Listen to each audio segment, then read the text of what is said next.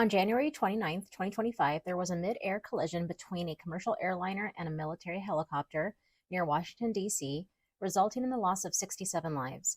In the aftermath of this tragic event, Trump publicly speculated that the FHAA, Federal Aviation Administration's diversity, equity, and inclusion policies were a contributing factor to the crash.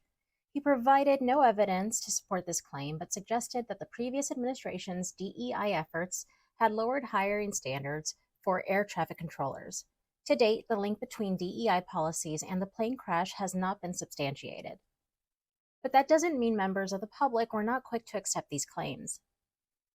I'm going to show a clip from a video that was posted online in response to the POTUS blaming a tragedy on DEI in order to focus blame elsewhere.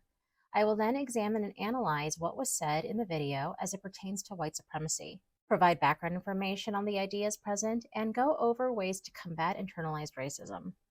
So stay tuned.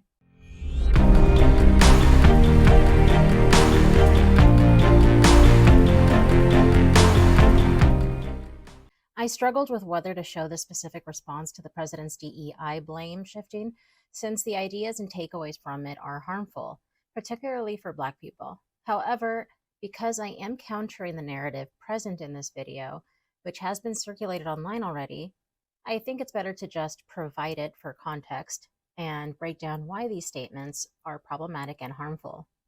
So let's take a look at it now. Or when you're flying through a storm and you're like, that's why I think this United story and the DEI story hits so hard, because we've all been in the back of a plane when the turbulence hits, or when you're flying through a storm and you're like, I'm so glad I saw the guy with the right stuff and the square jaw get into the cockpit before we took off. I'm not sure what he means by this, so let's repeat it. All been in the back of a plane when the turbulence hits, or when you're flying through a storm and you're like, I'm so glad I saw the guy with the right stuff and the square jaw get into the cockpit before we took off. The individual is saying that they're glad to know that a person with the right stuff and square jaw is in the cockpit. The description itself is a bit homoerotic, but so is the Western ideal of a masculine male. I'm guessing he didn't think that one out before he said it. Let's keep going. And I feel better now thinking about that. You want to go thought crime? Like, I'm sorry, if I see a Black pilot, I'm going to be like, boy, I hope he's qualified. Well, that's the you wouldn't have done that. You wouldn't have done that before. That's not an immediate. No, you wouldn't have done that before. That's not who I am. The other individual says that now when he sees a Black pilot, he's going to wonder if the Black pilot is qualified for the job, and goes on to insist that this wouldn't have been the case before Trump made his claims. However, they sort of alluded to that fact in the first clip. Isn't it amazing how they managed to make a conversation about an aircraft collision about Black people in a negative context? I'll circle back to this in a little bit, but this is a common occurrence in right-wing discourse. The idea of doubting a Black pilot's qualifications is rooted not just in recent political rhetoric, but also in long-standing racial biases and stereotypes that have been perpetuated in our society for generations. Currently, conservatives are using terms such as woke and DEI in a negative context, far removed from their true meanings and purpose. Through the acceptance of disinformation, DEI is circulated as something Democrats have enacted as policy and law. The push for diversity in places of power, in our institutions and workplaces, has been going on since the Civil Rights era. But social media has made access to the topics important to marginalized groups more visible to the mainstream audience. So things like woke and DEI were met with opposition, co-opted by conservatives and supported by Democrats, who have been more sensitive and encouraging of the initiatives important to marginalized groups for decades now. But the fact of the matter is that before DEI, it was affirmative action that people were misusing to promote the idea that organizations and institutions must lower their standards in order to give opportunities to people of color. This kind of thinking stems from the deficit mindset, which is a belief that people of color, especially Black people, especially Black and Indigenous people, are inherently less capable or less intelligent than white people. This harmful mentality is reinforced through various socialization processes, including media portrayals, educational curricula, and personal experiences. Hegemonic narratives are dominant stories and beliefs that become accepted as common sense within a society, even when they perpetuate harmful biases.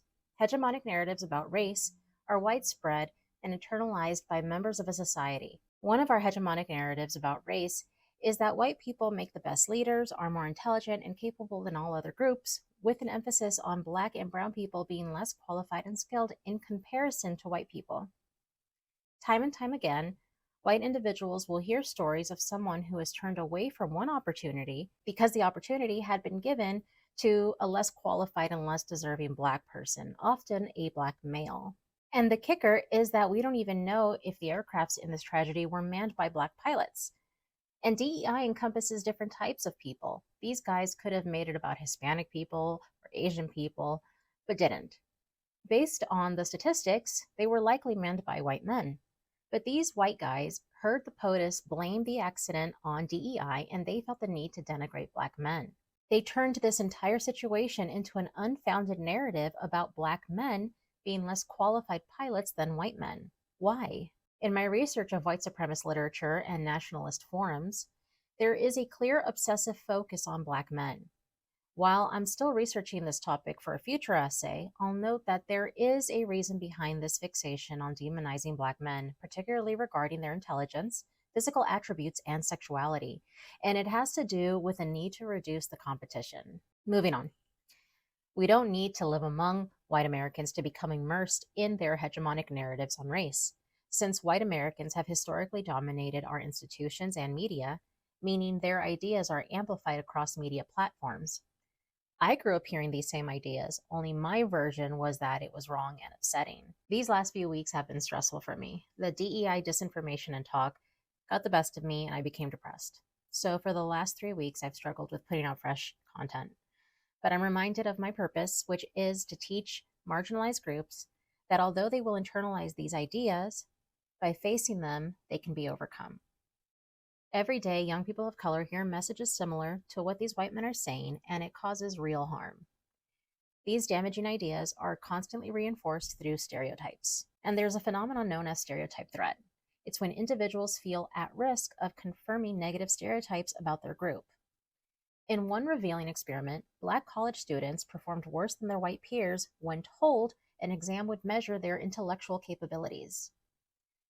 However, when told that the exam was non-diagnostic, meaning it didn't measure intellectual capacity, the control group performed equally well as their white peers, and in some cases better. This study demonstrates how powerfully the mere awareness of negative stereotypes can impact performance and achievement. So you don't need to believe in a negative stereotype to be affected by it. You just need to know that others might believe it. Studies show that the fear of being seen as less intelligent, another common stereotype, can lower the test scores of Hispanic students of all ages. In one study, Hispanic elementary school students performed worse when tested alongside white peers, but not when tested alongside Black children. This demonstrates why we must challenge and dismantle harmful stereotypes from an early age. The video I showed has been circulated online for weeks now, and we have a president who's perpetuating conservative talking points that draw on hegemonic narratives about race. And with so much disinformation on DEI and immigration, it's crucial that we understand how these harmful narratives can affect our perceptions and beliefs about ourselves and others. Here are some strategies for both marginalized individuals and allies to help combat internalized racism and bias. For marginalized individuals, recognize that stereotype threat is real but can be overcome. Research shows that awareness of stereotypes can affect performance, but understanding this mechanism helps counter it. Remember that negative stereotypes don't define your capabilities. Studies show that when stereotypes are removed from the equation, performance levels equalize. For allies, challenge harmful narratives and stereotypes when they appear. Notice how issues get inappropriately racialized, as demonstrated in the airplane incident discussion, and call it out. Understand the historical context of bias. Recognize how terms like DEI are being misused, similarly to how affirmative action was previously weaponized. Learn to identify and counter hegemonic narratives about race that perpetuate harmful biases. For everyone, stay informed about how disinformation spreads and affects different communities.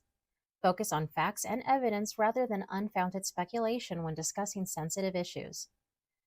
And work to understand how systemic biases operate in order to effectively combat them.